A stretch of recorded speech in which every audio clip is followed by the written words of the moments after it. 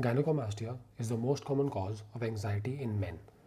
It is one of the most common cause of consultations to a body contouring surgeon. What causes gynecomastia? What are the treatment options available? And what is gynecomastia? These are the questions that I'm going to be answering in this video.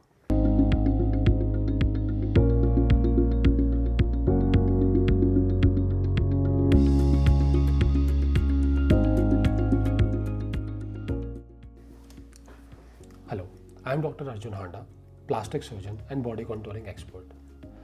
So when we talk about gynecomastia or man boobs, we should know what exactly is gynecomastia, or first of all, what is breast made up of? See, breast is made up of fatty tissue and glandular tissue. Both men and women have the native structures to develop breasts. So what causes development of breasts in women and does not cause development of breast in men? It is not due to estrogen alone, it is due to a ratio of testosterone and estrogen in the body. So whenever we are talking about gynecomastia or man boobs, it is always about the ratio. So whenever estrogen is higher and testosterone is lower, or the ratio is changed, man boobs develop. In females, there is no testosterone and only estrogen, so the breasts develop adequately. In men, the testosterone is there or it is less, and the estrogen is increased or is normal. So whenever the ratio is disturbed in men, then man boobs develop. There is a very common misconception that testosterone is low in men having gynecomastia. That is simply not true. In fact, in some of the men, testosterone is very high, which causes balding and also causes the testosterone to convert into estrogen, thereby causing development of gynecomastia. So it is not just testosterone and estrogen, it is always about the ratio. Now when we come to different causes of gynecomastia, they can be classified into several categories. Some are physiological, some are due to some disease states, some are because of obesity, and some are due to some medications taken by people for a long period of time. So first we come to causes which occur normally in an individual's life, which have got nothing to do with their disease state or a medicine or any fluctuation in weight. They just happen because they are supposed to happen. So the first time period in an individual's life is usually at infancy. During infancy, an infant male child carries his mother's estrogen in the first few months of his life. It is during this time that he has development of some breast tissue. This usually resolves by about 6 months to 1 year of age and rarely requires treatment. Inevitably, it never requires treatment and usually resolves by itself. The next stage comes during adolescence, when there is a growth spurt and a hormonal surge. Due to the imbalance in the ratio, the breast enlargement occurs, and you'll be surprised to know that it occurs up to 2/3 of male adolescents. But usually this breast development also recedes and resolves by itself and does not warrant any kind of treatment.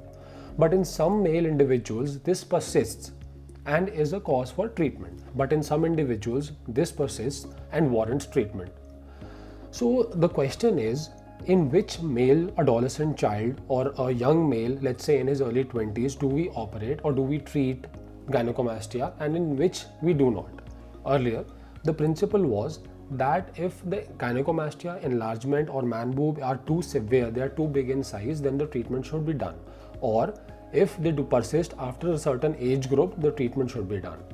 But this paradigm has now shifted because gynecomastia are often a cause of social anxiety, peer pressure, and poor performance in school and other activities in male children. So what happens is, these children are afraid to go to the gym, they are afraid to go to the swimming pools and participate in social sports because they have gynecomastia. They are even afraid of wearing tight t-shirts because they feel embarrassed when their gynecomastia or man boobs show.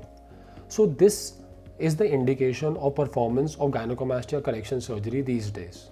If a male child, whether he is 15, 16 or 21 and 22, comes to me and says that he is embarrassed by his man boobs and he wants to get them corrected, I would advise him to go ahead with the correction of gynecomastia.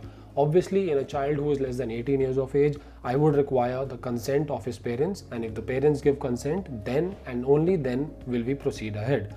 But in an individual who is over 18 years of age, no such consent is required. Another thing is that you have to realize that technology has improved a lot.